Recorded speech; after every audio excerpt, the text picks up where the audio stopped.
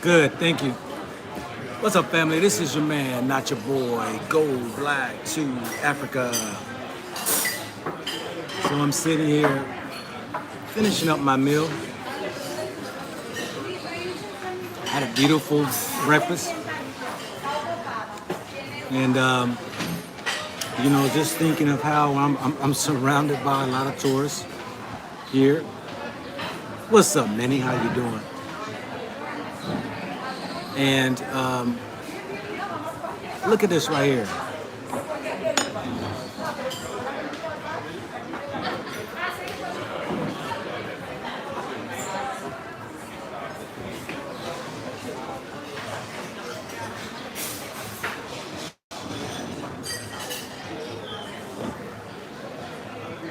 Hello, Safina. Hey, Safina, what's up, my sis? Miss you, my sis.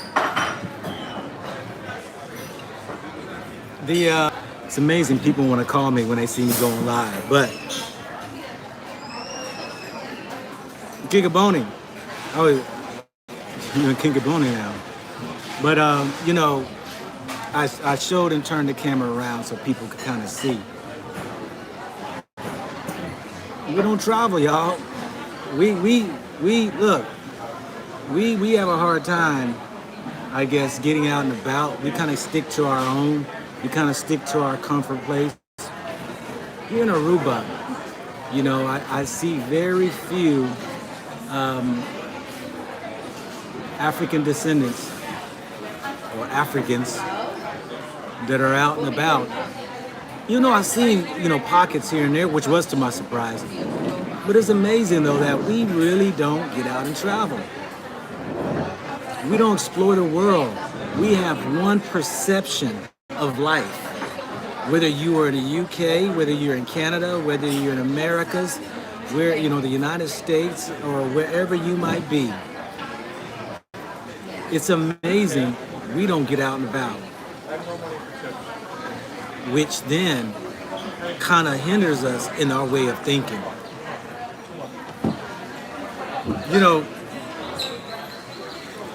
Everywhere I go, I learn something new, which shatters a lot of old stinking thinking of mine. And I love that. I look awesome with short hair. Appreciate it there, Winston. Every place I go, I learn something new, which is a new discovery of my knowing, my lack of knowing, a rediscovery of the lack of a sense of a place, a people, a culture that I never knew nothing about, which really shakes and rattles a lot of my old schools of thoughts that I have and beliefs everywhere I go. I titled this video, Why Afro-Americans, but I can easily say, the diaspora, African descendants of slaves that are in Europe and Canada, why we will have a tougher time surviving in Africa. And I'm going to share with you why. When I go around a lot of these countries, now I've been to South America, to Colombia, specifically Bogota, Cartagena. I've been to Panama. I've been to Puerto Rico. I've been to Dominican Republic. I've been to Mexico. I've been to, here, Aruba. I'll be over in Cashapp. I've been to Jamaica. I've been to the Bahamas. I've been to Africa. Been to. Sound like a tribe, doesn't it? And everywhere I go, we are servants for the most part, except for in Africa. I come to the islands, we are servants. Come down here I was down in South America, we are servants. In America, we are servants. And when I say servants, we are worker bees. We are a people, a class of people in other countries that we don't work for ourselves. We work for others, which we find a struggle then when you get to Africa. You know, the beautiful thing about Africa is Africa knows how to survive. My gosh, Africa knows how to survive. We're so dependent upon a government system. We're so dependent upon, you know, the institutions and the corporations to feed us, to take care of us in our life, to give us, and yet when it's time for you to make do of yourself, to create yourself going to Africa, we have the most difficult time. We don't know where to start, how to do it, when to do it, and it's evident by the people who send me emails who are really fearful, who are afraid when they go to Africa. Where do they start?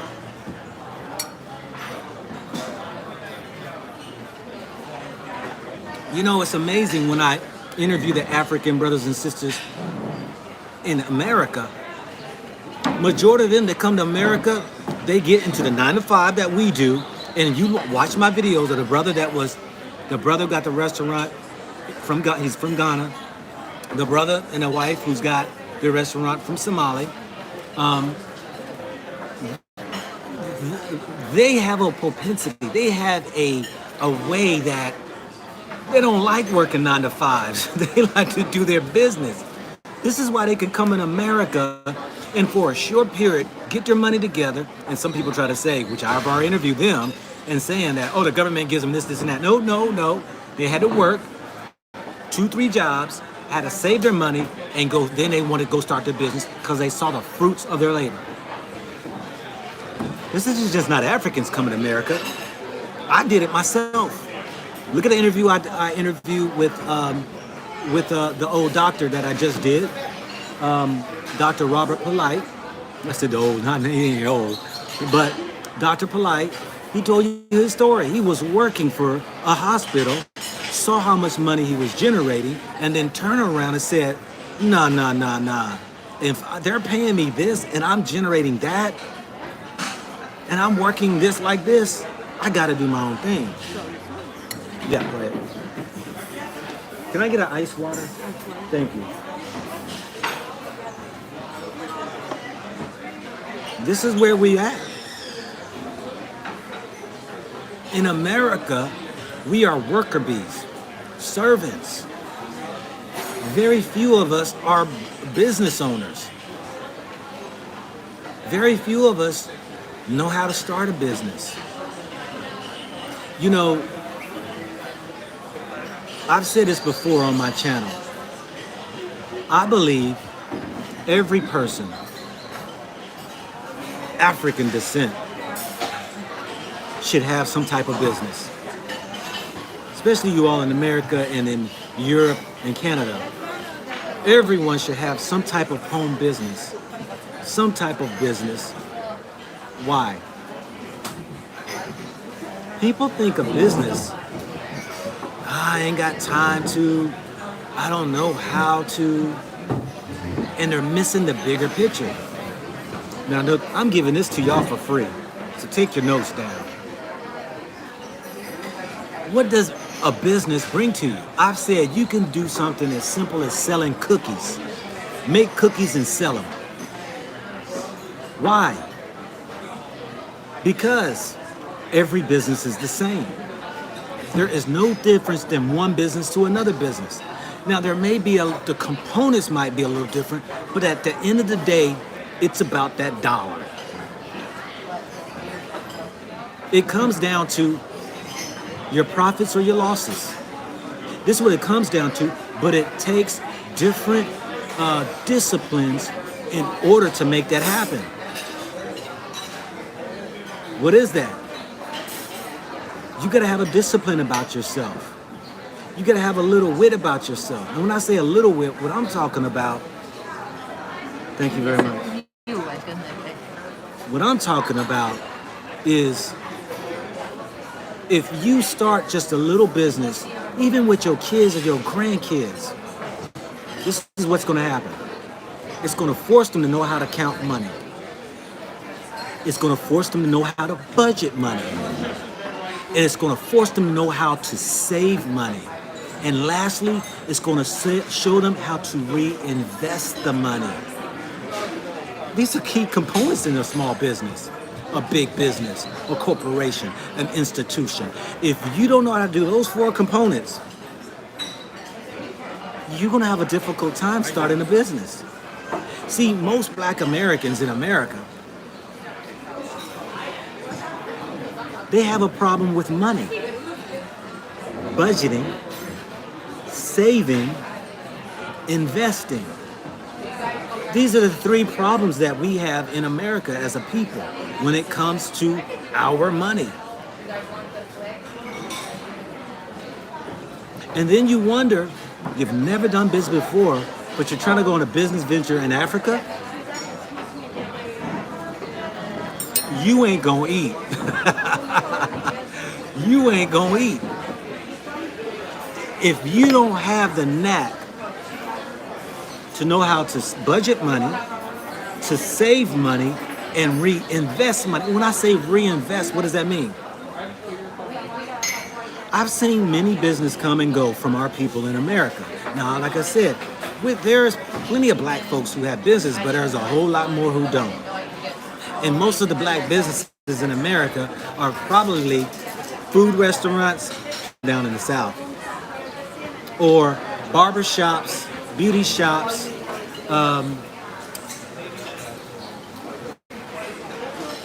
those are probably the top 3 you're going to find us in.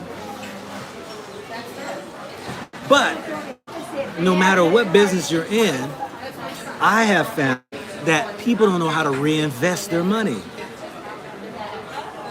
What do I mean by that? I've seen businesses fold because I've walked into some dilapidated businesses that are, you walk into some of these businesses where the door's falling off the hinges. Stuff is outdated. They don't have, they're operating out of old equipment and broken down stuff because they haven't taken their money to reinvest into their business. Why? Because we're so accustomed to spending up everything. We make it, we spend it. Now, I would challenge many people. If you want to get out of the hole of being broke, start a small business. Why? It's because of the fact that this will teach you and hopefully force you to know how to manage the money, how to reinvest your money, how to budget your money, how to count money. Do you not know that how many people don't know how much money they make each month? Now you might say, come on, Go Black, everybody knows how much money they make. No, they don't.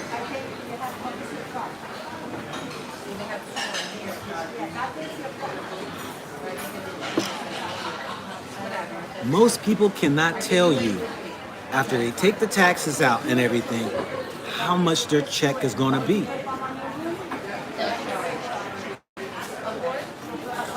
Why? Because there are people out here who have, before their money hit the bank, somebody's got their hand on it. Whether it's debt collectors, whether it's bills they gotta pay, whether it's whatever it is that they might have taken out of their account. Most people couldn't. The reason why I'm saying that, I'm speaking from experience. When I was in the military, I was a first sergeant, and when the debt collectors would contact me through letters and phone calls and say, your troop did not pay their bill. They're behind in their bill. And I would call these troops in, and I would go over the budget. Many of them did not know how much money they had after the taxes are taken out, how much they made. Many people, paychecks were spent before they even got paid because they owed out so much.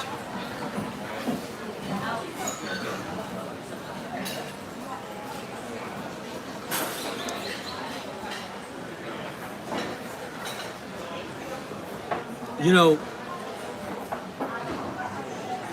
I think we as a people need to grow into the things of finance. Marriages ends behind money. People are suffering and depressed, upset because they don't got money. You got people that are in illegal activities because they ain't got jobs or they don't know how to make money, or they don't know how to save money or budget money. Money is the number one problem that we as a people have. Not just in America, not just in Europe, not just in Africa, not just in Canada, but I believe around most of the globe. We have a poor way of handling money. Take it from me.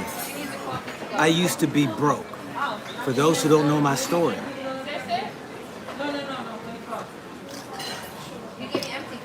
I used to have nothing. I used to piss away my money. I used to stay broke. I used to have my hand out.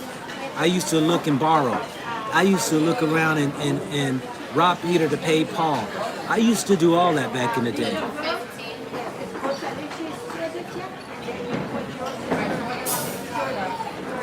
Yes, Fitzroy.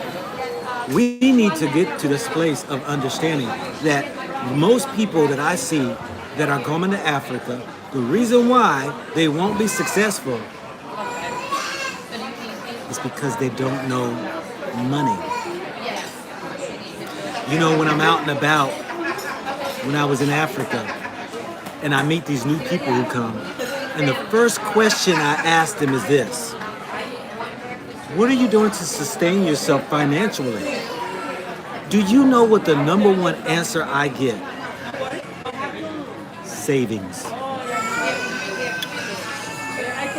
And that's the wrong answer to have, unless you have something to do with your savings, except for spending it up. This is the number one answer I get. You quit your job, you saved up money, you're coming here, living off of a savings, don't know what you're gonna do, and you claiming you moved here? Or are you coming to visit? And most say they're coming to move. What is your plans to be able to sustain yourself once the savings is gone? Do you know some of the answers I get?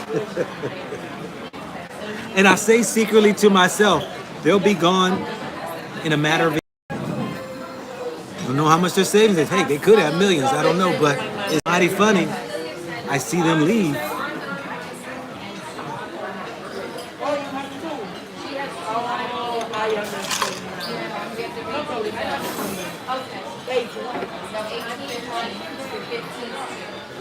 This is survival. If you don't know how to use these, you won't survive. Now, if I ask somebody, what is this right here? They're going to say a knife and a fork. What do you do this right here? And some people are going to say you eat with it. I say you hunt with it. You hunt with these. If you ain't got no money, don't know how to survive, you can use these to go hunt. Most people think that you eat with these. And yes, you can. You could do 1,000 things with these. But most people don't know how to survive on their own. Even if they had the money to start their businesses, they won't even last. They won't be in business for over a year. Why? They don't even know how to get out of bed and be on work on time. They don't know how to stay until the business is supposed to close. They don't even know how to handle their business in a right, respectful way. And I've already mentioned, they know nothing about money. Like I said, in Africa, majority of people are small business owners. They know how to sell their product. They know how to take their money and put it away. They know how to take that money and buy, restock, rebuy the product. And they know how to take that little bit and live off of it. Now, I'm not saying all of them, because I've asked some business questions, some simple questions to some who keep screaming they're poor and broke and they don't have no capital. And when I talk to them about money, they don't understand it.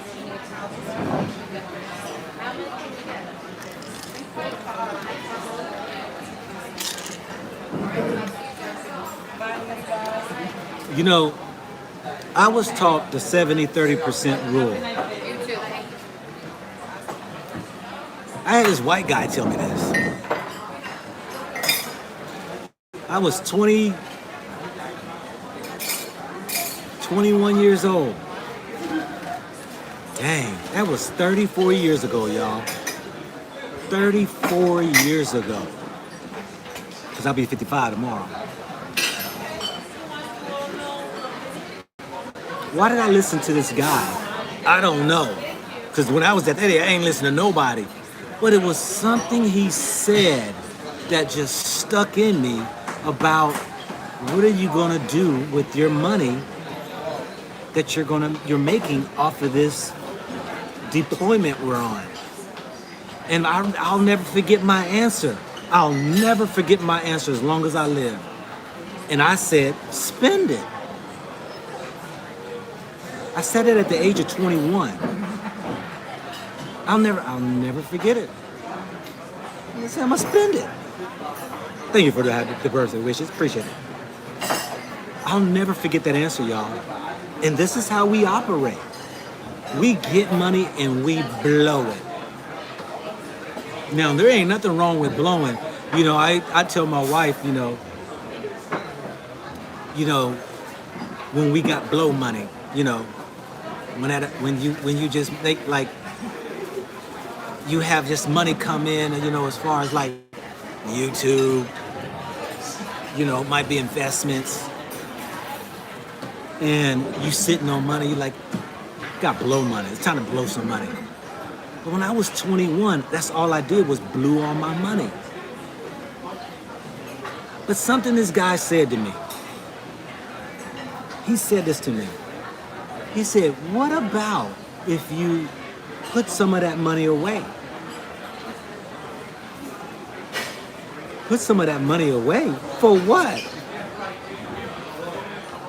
He said, for an opportunity, a rainy day. Whatever you find to choose to go ahead and make it work for you.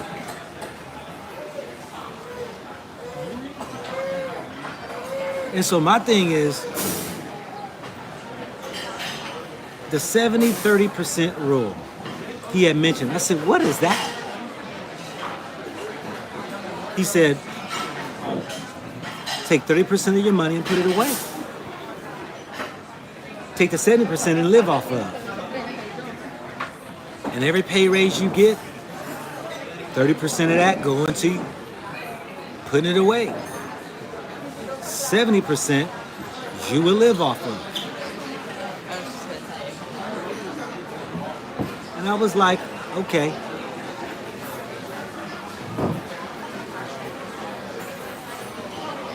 Okay, let me try this. And I did. But I started with $25. Y'all have heard this story, some of y'all, but I got new people here. $25 I started in a month. Let me just put $25 away. We talked about a mutual fund. I put $25 away. When I saw I could do $25, that my bank account, it didn't have 20 bucks in it because, you know, back then you had to have $20 in your bank account to keep that account open. I got $45, now I got, you know, now I got $70, now I got $95, now I got, and it grew. For some reason, it started a habit in me. Some way I got addicted to that, looking at that bank statement every month and watching those numbers grow. I'll never forget once that number started growing, I'm like, hell, I can put $50 away. $50 I put away a month. Hell, I could put $75 away.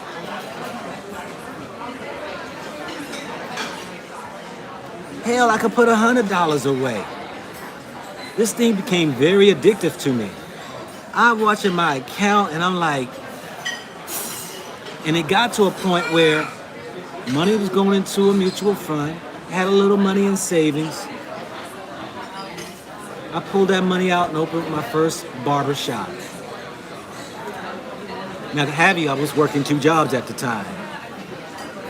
Then now, because I was working 2 jobs, the extra money I was making, that went all straight into the savings. See, I'm giving y'all this for free. Come 1 August, I said I'm starting to charge. So get your notes together because I'm starting to charge now because people have been hitting me up all this time and I've been giving them all these answers and giving them all the way I went about getting to my wealth. I'm gonna charge. And it's gonna be worth it though. I don't want a Patreon page. I don't want to do Patreon.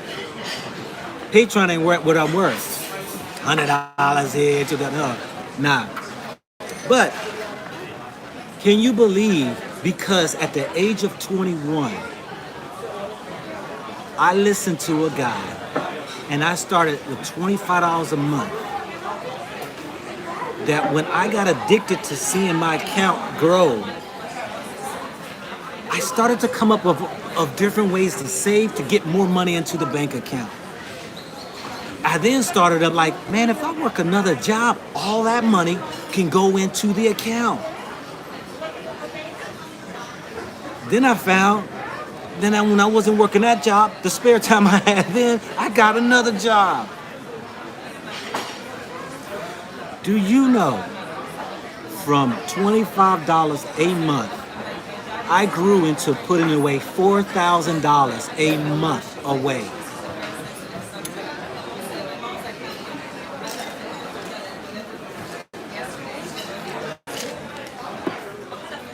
Little black young man like me,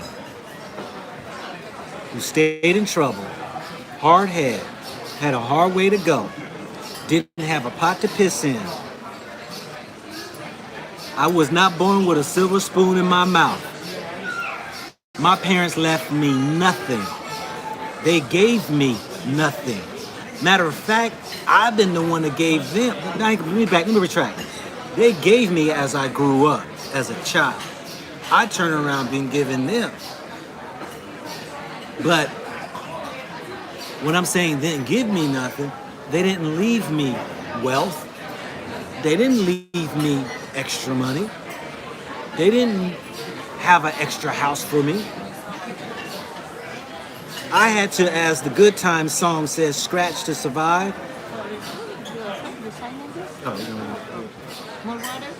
One more, please. You looking at a man, and I like to tell the story because I get emails all the time. People like, man, that was so inspiring me. I learned from it. So I got to continue to tell it because there's so many new people that come in.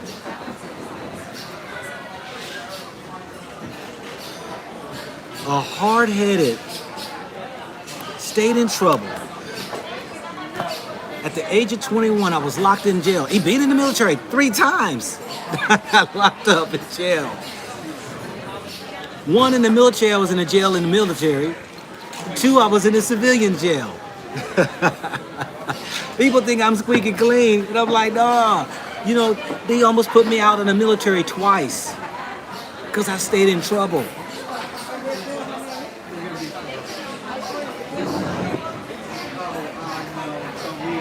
I got some stories to tell. From $25 I put away a month, that motivated me. When I saw that the money was growing, I had an epiphany. I had an aha moment. And that aha moment was, I'm only working 1 job. I can turn around and get another job. Get off of work from the military, go to another job and work. Wow. And yo, when I'm off of that job of the barbering, I can work in the middle of the night. Because when I was in the streets partying, running them skirts, having that fun, I can stay up till 2, 3 o'clock in the morning, wake up like that to go to work and be at work at 7:30. I remember on the Sunday nights, we would be partying and we would go by our dorm rooms, change our clothes about 3 o'clock in the morning, put on your uniform, go get in your car and park right there where you worked at. You would have somebody come knock on your window. It's time to get up so you can go into work. I was like, if I could party hardy, stay up all night long, party, we started on Thursdays, Thursday through Sunday, hardcore. I can at least work all night long and make money. Invest in myself instead of blowing the money, staying broke. That's what I did. See, I was learning how to survive and become less dependent upon when I was in the military. Because when I was in the military and they did a downsizing and they started putting people out because they started to downsize the military, I saw a whole lot of people who didn't have a clue what they were going to do when they got out. And this is what I see in our people. We don't have a clue to know how to survive. We know how to stand in food lines. We know how to go to food kitchens. We know how to go to the administrative office to get food stamps. We know how to go and knock on the doors and beg for money. We know how to do all of that, but don't know how to grow a garden.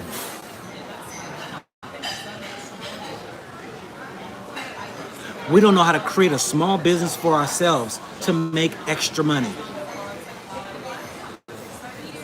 We don't know how to save our money in order to open up a business.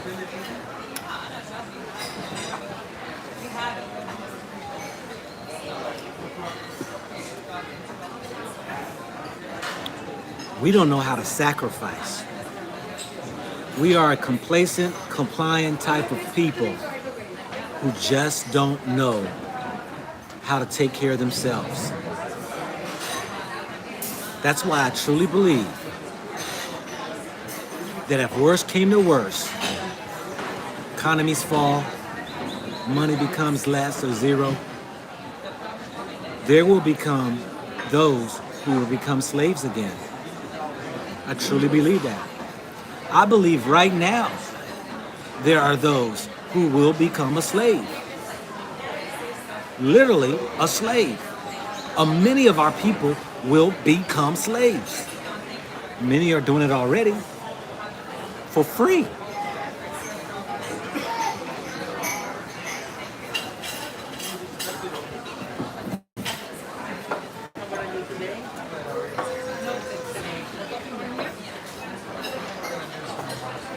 Do you know a government assistance is nothing more than to keep you from growing? Matter of fact, they need those programs, you know that, in order to keep you aside and let others in, because that leaves more jobs.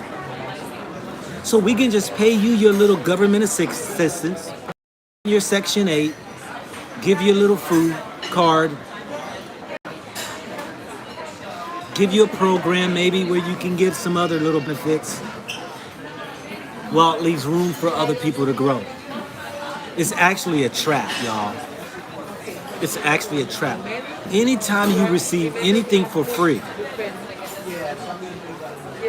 it is a high percentage you will become dependent upon it, and it will steal the very drive in you. Like Spawn said, facts. I've seen it happen time and time again. Y'all remember the movie, the old white woman, It was Clint Eastwood. He was teaching the woman how to box. What was the name of that movie? You know, the woman was boxing and stuff like that. What's the name of that movie, guys? I know somebody knows that movie. It was Clint Eastwood. He was her coach. What's the name of that movie? $1 Million Baby. Do y'all remember her mama? Do y'all remember when she bought her mother a house? What did her mom's response was? Now I want to see what y'all gonna say. Thank you all for the answer. What was the mother's response when she bought her mother a house? I'll never forget that. That's so many people I've seen in this life. What was her mother's response? What is it? I'm gonna wait on this one.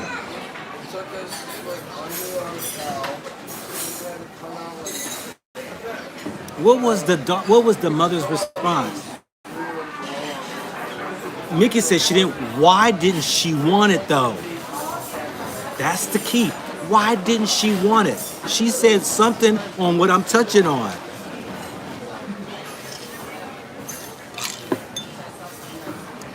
I'm gonna wait for the answer.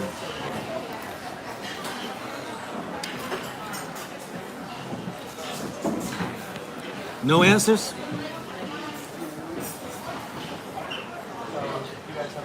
Some people are probably trying to look up YouTube and trying to catch what did the mother say? You said because she's a pimp, but what did she say? I can't afford it. Nope. Because I'm gonna go Google it real quick. She's gonna make me watch the movie now. This is exactly what she said. I'll never forget this. And this is how we are. She said, why did you go buy me this house? Them people down there at the government is gonna find out I got this house and they gonna take my welfare. I don't need this house. What have you done? Y'all go watch the movie.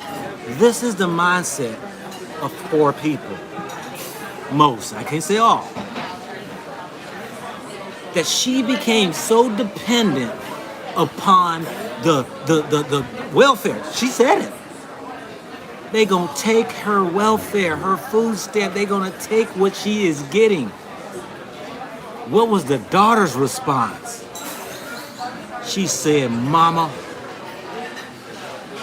you can do whatever the hell you want and sell this house if you want it, whatever you gonna do. That was a very prolific part in that movie that showed me how we are when it comes to dependency. This is why you're hearing the African presidents finally realizing that we don't need y'all help no more. We don't need your handouts. This is the very thing that's been keeping us back, is the handouts. See, family, every time you use your credit card, you are depending on other people's money. That right there will keep you trapped from growing. It will always keep you in debt. That is a handout that you gotta pay back. Credit cards are one of the most dangerous things you ever can use. Though it's needed in certain situations, getting reservations for your airplane ticket or your hotel, something like that, you need it. But if you don't know how to budget money, it's going to cause you to be in a whirlwind of trouble.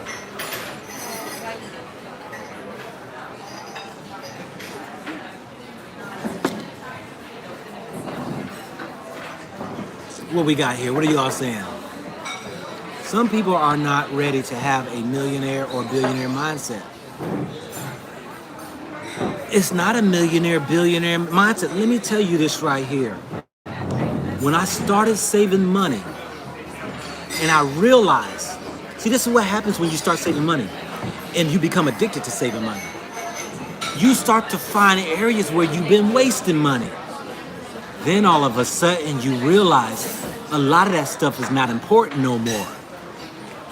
You realize, I don't need that anymore. I don't need that brand new shirt or that clothes, that car, that all of a sudden you like, I'm stacking and making way for me to get a business or start something from this money I'm saving. Things don't become important to you no more. And that's what happened with me. I got more in the interest of watching my statements every month grow to where when I got to a place and I said, I'm gonna open up my first business, a barbershop. I spent about I only had $16,000 to my name. I saved up, okay? I took that money. I bought the equipment for my barbershop, the chairs, the stations. I only started with 3.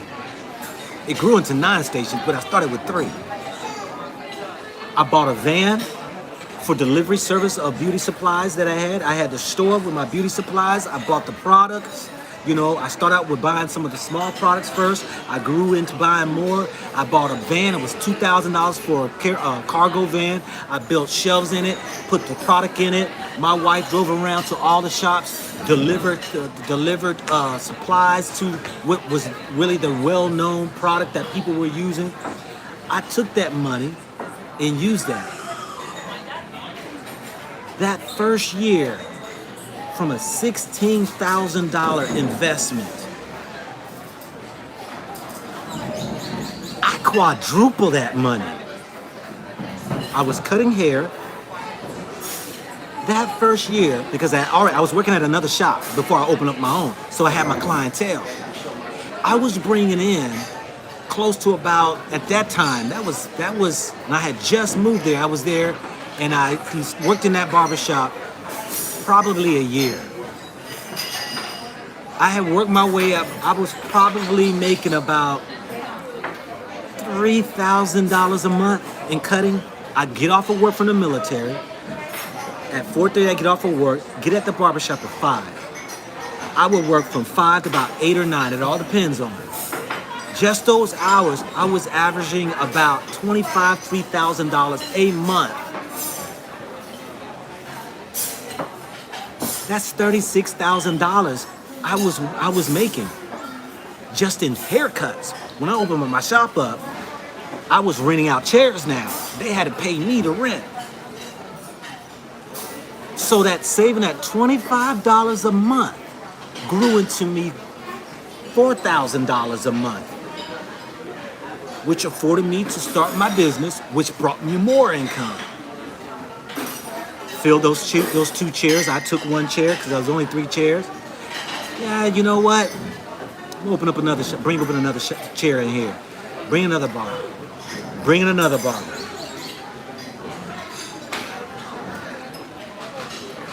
So now, my investment quadrupled off of a discipline of $25 that created a budgeting out of me, created a savings out of me, creating how to count money out of me. It caused a whole total different change in my life. The 70-30% rule that guy told me when I was 21 years old, I live my life to this day. But guess what? I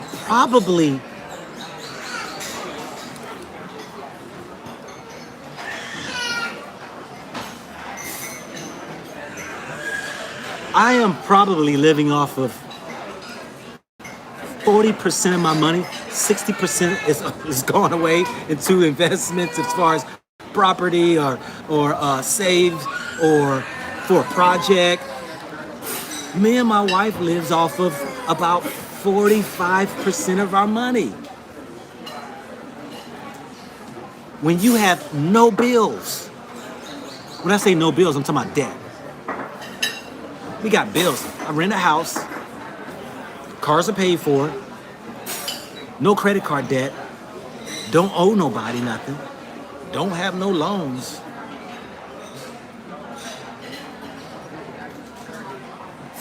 About 45% is what I live off. But the 70-30% rule was you put away 30% of your money. When you get paid, 30% goes away. 70% you live off of. Do what you want with it, but that 30% is only going to be used.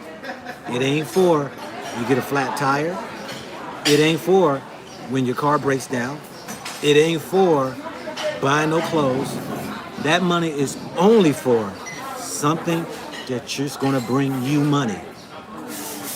So that 70% you're gonna have to dissect, which I did. I dissected the 70%. What you mean dissect, Go Black? That 70% I had, I took 10% and put it in savings for emergencies. Get a flat tire, gotta get a car, oil change, something happens where whatever. 10% of my check went straight to savings account for emergencies. All right? I had 60% of my money left. That 60% is what everything else operated on the life. So I had just in case emergencies happen. I had my money right there in the savings account, waiting for something to go. And that grew. Because what I did was, when I bought my first house, the saying is, get at least 6 months in a savings account of your expenses. So if you lose your job, you can at least ride a wave of 6 months of all your bills being taken. You can at least do that. And I follow that rule. Save that money up for 6 months of all of your expenses. Something happens, you got money to fall on.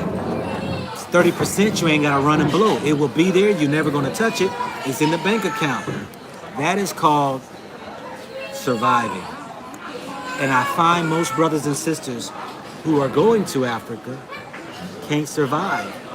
They don't know about money, really, or count money. They don't know how to save money.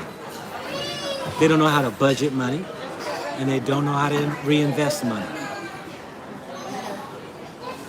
The good thing we know how to do with money is spend money. There's nothing wrong with spending. There ain't nothing wrong with it. When you have everything in order, it feels good, you all, when you know you got everything properly in place. Think you got an emergency fund over here, refrigerator breaks, your stove breaks. You gotta get something fixed on your house, something on your car. I got money over there. That's what I put away every month anyway, 10%. If you bring in $5,000 a month, $500 should be going to your savings every month for emergencies. 30% is going over to the No Touch Me Fund. That's only for business or anything that's going to bring you money.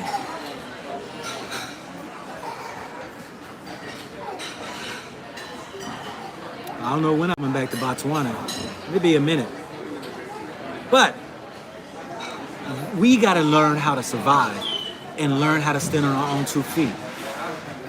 We need to start going back to the old school. See, my dad had a garden. My granddad, my grandma, they had gardens. They grew their food. They didn't buy vegetables. They had collard greens. They had tomatoes. They had cabbage. They had the list. They had a garden. My dad turned around. He would have a small garden in our backyard, and we grew our food. We need to get back to that, to be more self-sufficient than dependent.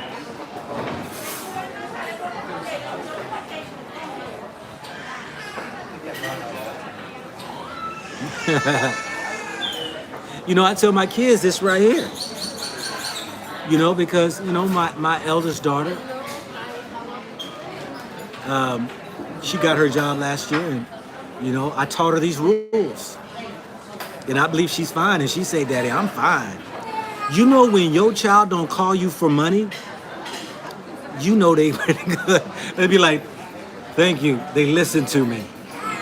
She's handling it all her expenses. But I told her this right here. When I went with her to check out where I took her to her apartment that she chose, I said, Dad, how much you spending on this? Daddy, I got it. I got it. Okay, I hope you remember some things I taught you. I did. Okay. I said, but this is what I told him. I said, You got to understand now, the lifestyle that you saw us live, it took me years to get there. So don't think that you got to start off there. You got to start at a place that your money will only allow you. Don't you be trying to live a life that you saw when you grew up, how I had y'all at. Because if you trying to come out of here, buy this type of car, buy this type of, or rent this type of apartment, still gonna buy these type of clothes, you are gonna set yourself up. You need to be crawling before you walk.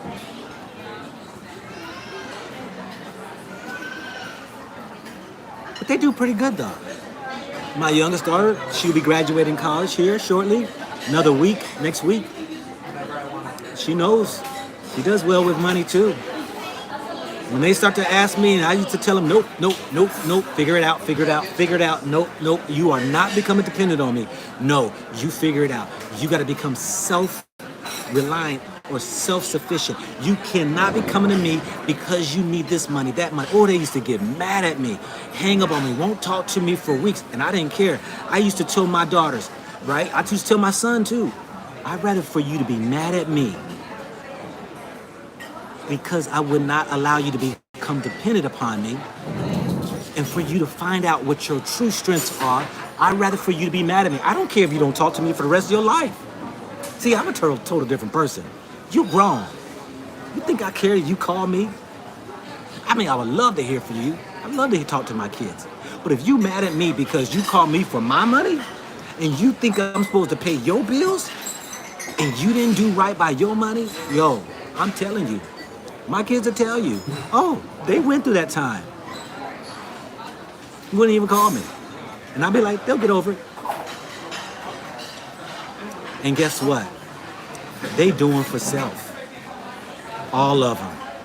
They don't call me no more. Yeah, they call me. They ain't call me and ask me for money, and it's got to be 3 years or so.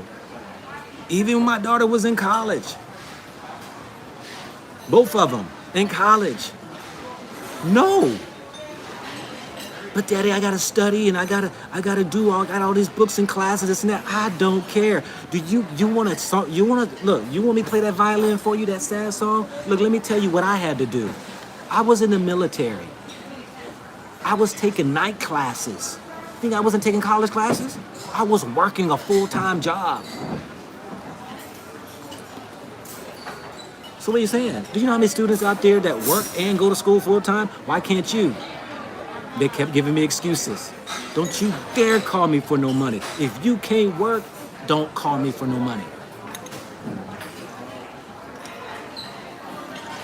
Because my first question is going to ask you is this right here. If you are working, why are you asking me for money? Because the next answer I'm going to give them is live within your means. Why are you wanting to get money for something that you can't afford? Why are you trying to buy something that your check can't even cash? Why is it that you're trying to get this? Why can't you wait? Why can't you be patient? Why do you really need it? Matter of fact, the longer you wait, you'll probably find out you don't even need it. Y'all know these old, layaways and these you put stuff on hold. I had to tell a young lady not too long ago, where was I? She was telling me, yeah, she had put some stuff on layaway.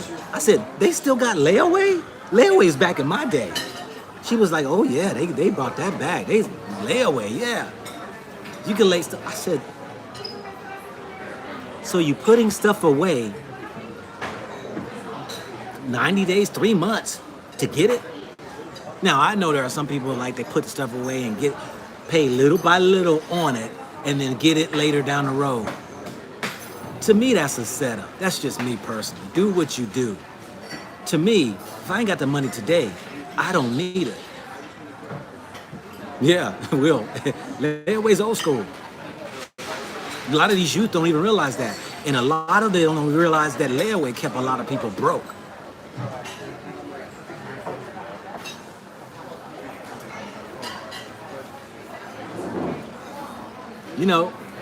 It is what it is. my delivery. I'm a man. I'm a Leo. I bring it hard. I don't tiptoe around any bushes. You know, I don't play around any trees. I'm gonna give it to you raw. And my kids now know how to digest my raw because I didn't make them no little limp wrist, jelly back, little lazy little ones. They tough now.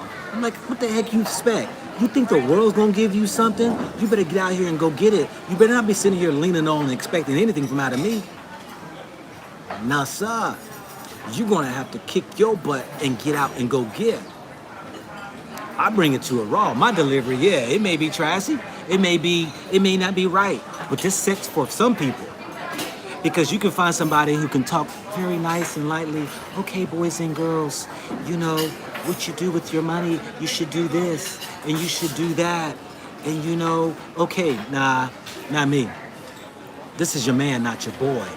I'm gonna give it to you the way my dad gave to me. Raw. That's for mamas to be soft. Not me. I'm gonna give it to you raw. Why? Look where it got me at.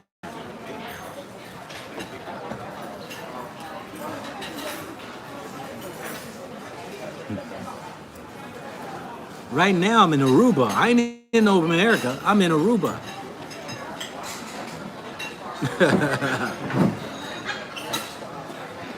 Not in the United States. Yeah. Straight, no chases. That's exactly right. Appreciate that, Miss T. You know,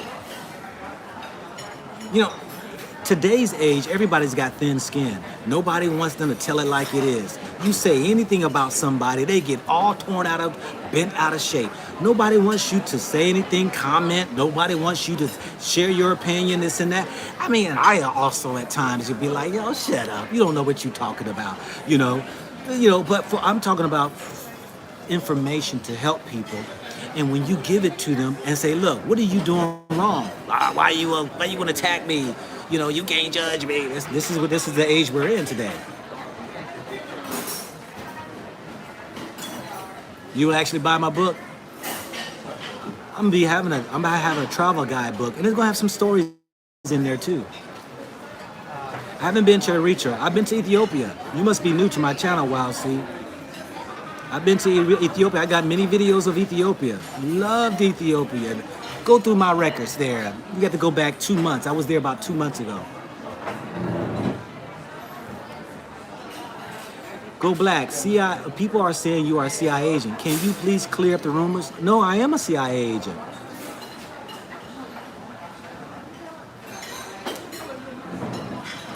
Colored, intelligent African is what I am.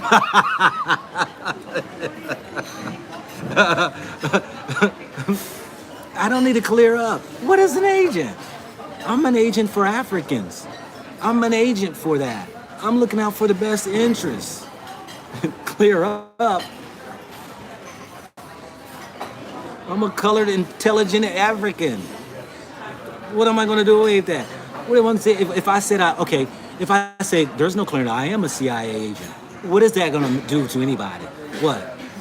I've already told y'all, everybody's a CIA agent, whether you like it or not. When you open your mouth up, you put out information. And it can be countered. Intelligence.